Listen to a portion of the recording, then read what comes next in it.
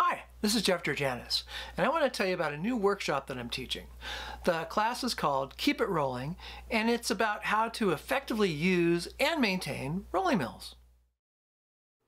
The workshop will first be presented at Metalworks, the jewelry school in Waltham, Massachusetts, which is just outside of Boston.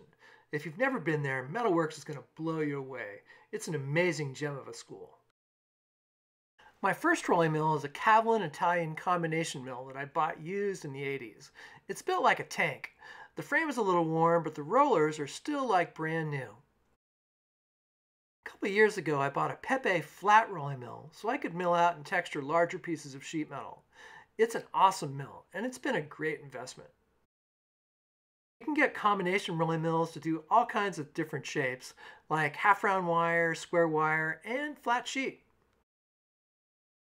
Some mills come with side rollers.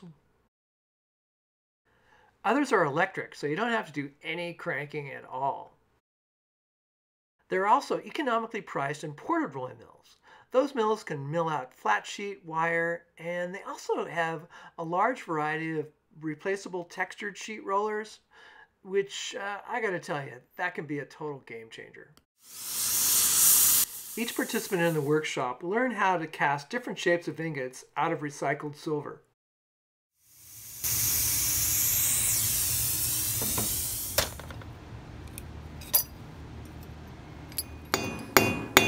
Then we'll learn what's necessary to mill out those ingots into usable metal stock.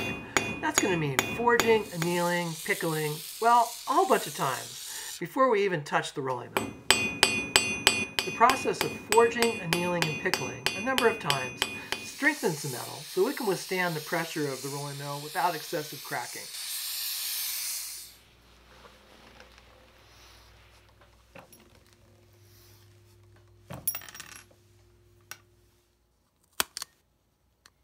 Roller printing, the art of embossing sheet metal, is one of my favorite things to do with the rolling mill.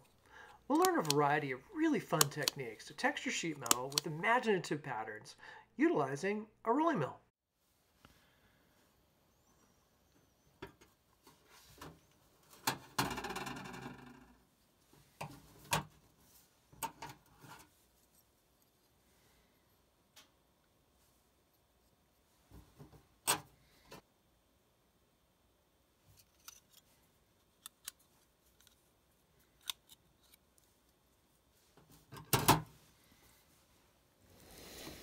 In order to emboss a good pattern, you have to get the right pressure. And I'll show you my favorite way to figure that out.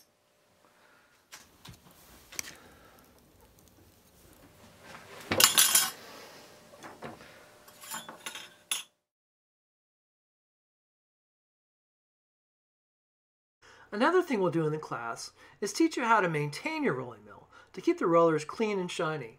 Also, if, well, heaven forbid, you get a little rust or staining on the rollers, I'll give you some tips about how to remove it. I'm also going to show you how to use a rolling mill, kind of like a hammer, to do most of the hard work to forge out a taper onto non-ferrous rod. Once you get your taper roughed out, all you have to do is a little bit of hammering to make it perfect. Look at how I took this 5-inch piece of metal and turned it into a taper that's almost a foot long. Now that is impressive. From all the metal the participants mill, shape, and texture, each student will create a pendant, a ring, and some, well, super awesome bracelets. These are some examples of my work, but participants will design their own imaginative and fantastically fantastic creations. I hope that you can join me at Metalworks on October 27th and 28th. To learn about how to register for the class and more specifics, visit metalworks.com. I've arranged with Pepe Tools to supply the workshop with a bunch of rolling mills. So if you decide that you want to buy a rolling mill, Auto-Fry Jewelry Equipment is offering some great deals for the workshop participants. No matter what, we're going to rock it, have a blast, make some cool stuff, and keep it rolling.